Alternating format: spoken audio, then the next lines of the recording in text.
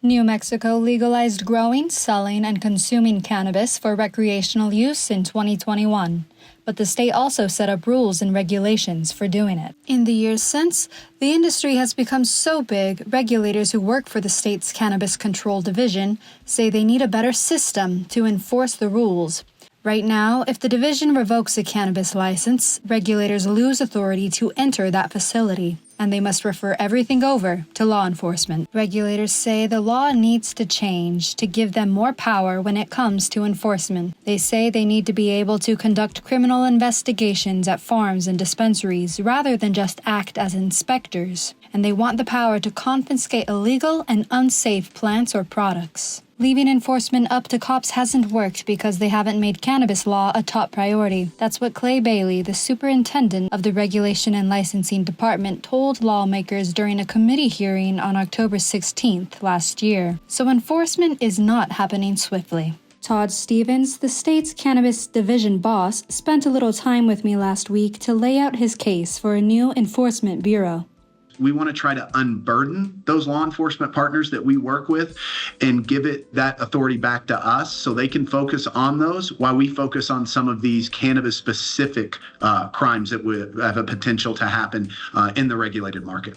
Lawmakers have introduced House Bill 10 to shift the enforcement burden and establish a new policing bureau under the State Regulation and Licensing Department. 6 certified and specially trained officers would staff the bureau. They would focus on criminal law violations, such as selling gray market products from out of state in New Mexico stores.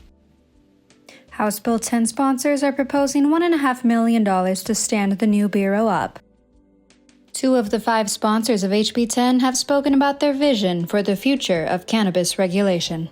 Representative Doreen Gallegos from Doña Ana County wrote to me via email, "The Cannabis Control Division needs more authority to ensure that every license holder in New Mexico is playing on the same legal field and have the authority to address illegal operations. We need to do everything we can to make sure New Mexico customers are purchasing New Mexico-made, legal, and safe products." Another Democratic sponsor from Bernalillo County, Representative Marion Matthews, an ex-prosecutor, explained why efficient enforcement is important, saying if a lot of rule-breaking is tolerated due to poor regulation, then an atmosphere is created in which it becomes easier and easier for rule breakers to step up their infractions. She noted that appropriate responses can be the deterrent to escalation. A skeptic of the bill is Duke Rodriguez, CEO of Ultra Health, the largest cannabis company in the state. Rodriguez expressed the concern that the benefits of an enforcement bureau wouldn't be seen until years down the line, and that solutions need to be implemented now. He says giving more tools to law enforcement to, quote, get it done, end quote, is a better idea.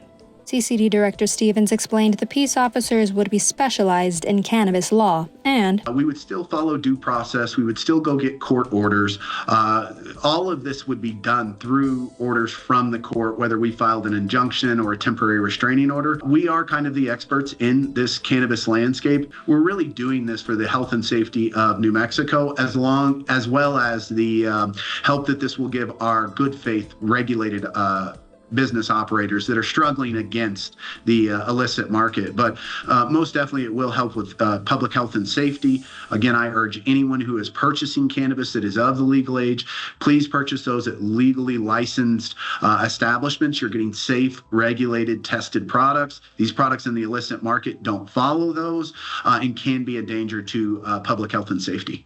The financial impact report estimated if this bill is signed into law, the CCD can expect to collect at least double the amount of penalty fines a year, which bring the total to around $300,000. Fines are deposited into the education fund.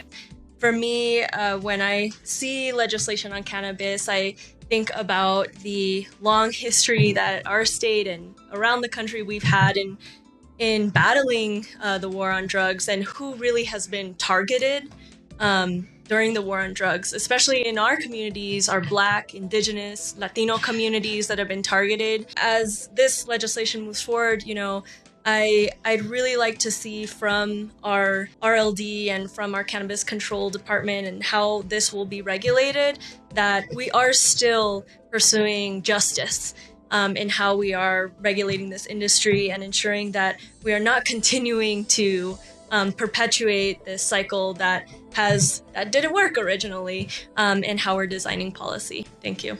After unanimous passage, HB 10 is headed for the Judiciary Committee, where its prospects got a boost earlier this week when the governor endorsed the bill. This is UNM reporter Micaela DePauli.